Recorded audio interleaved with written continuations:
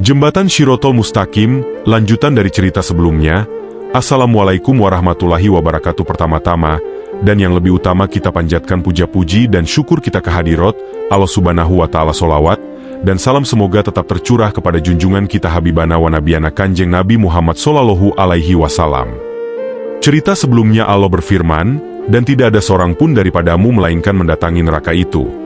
Hal itu bagi Tuhanmu adalah suatu kepastian yang sudah ditetapkan, kemudian kami akan menyelamatkan orang-orang yang bertakwa dan membiarkan orang-orang yang zolim di dalam neraka dalam keadaan berlutut. Sedangkan neraka itu selalu memakan tubuhnya mulai dari kulitnya dagingnya, sehingga orang yang lewat di atas jembatan bagaikan arang yang hitam.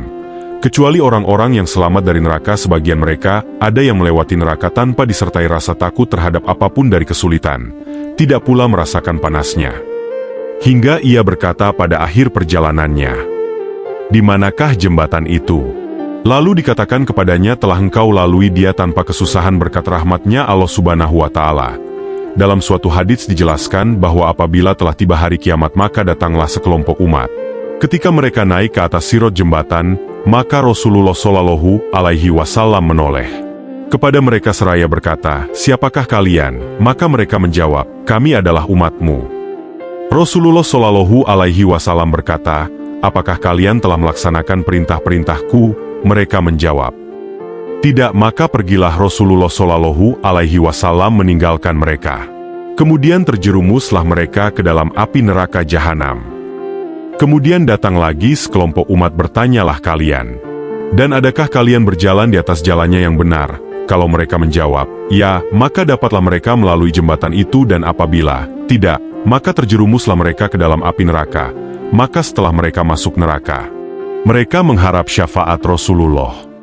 Dalam suatu hadits yang lain diterangkan, datanglah suatu kaum yang berhenti di atas jembatan, seraya berkata, "Siapakah yang bakal menyelamatkan kita dari api neraka, padahal kita tidak kuasa untuk melewati di atas jembatan itu?" Maka menangislah mereka.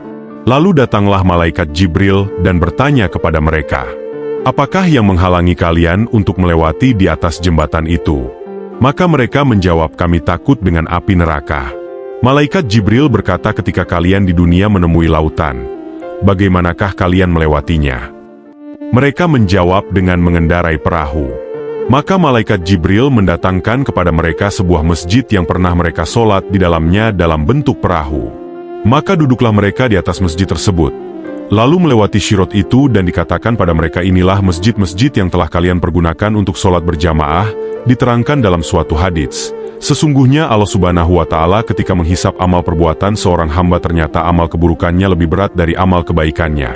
Maka Allah memerintahkan kepada hamba tersebut ke neraka. Ketika hamba itu pergi, Allah Subhanahu wa Ta'ala berfirman kepada malaikat Jibril, "Susulah hambaku tadi dan tanyakan padanya apakah dia pernah duduk bersama para ulama waktu di dunia. Kalau pernah maka hendak aku ampuni dia berkat syafaat mereka." Kemudian malaikat Jibril bertanya kepada hamba tersebut, akan tetapi dia menjawab, "Tidak."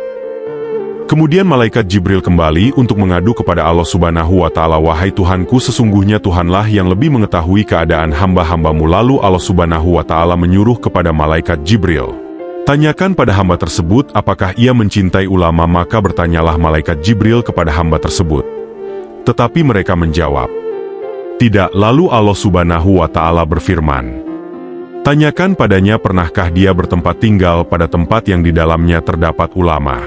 Kemudian malaikat Jibril menanyakan pada hamba tersebut, akan tetapi dia menjawab, "Tidak."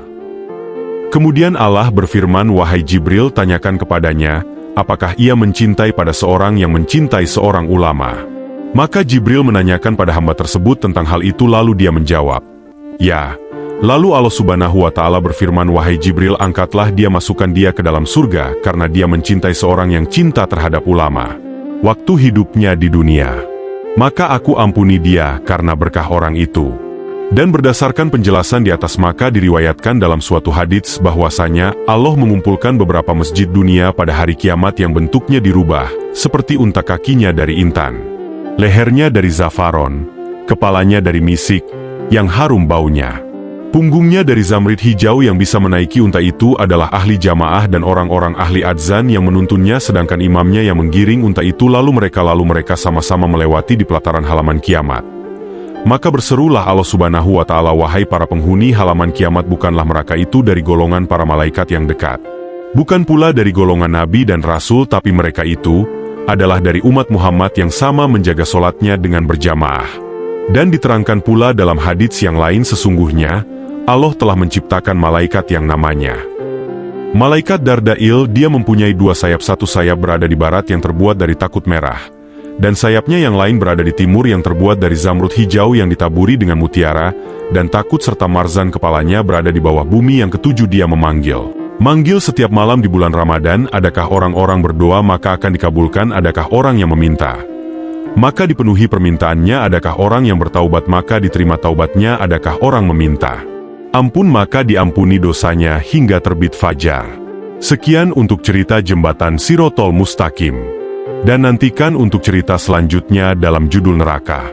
Mata yang melihat, telinga yang mendengar, hati yang meresapi, semoga menjadi saksi kebaikan sahabat semua nanti di hadapan Allah. Akhiru kalam. Assalamualaikum warahmatullahi wabarakatuh.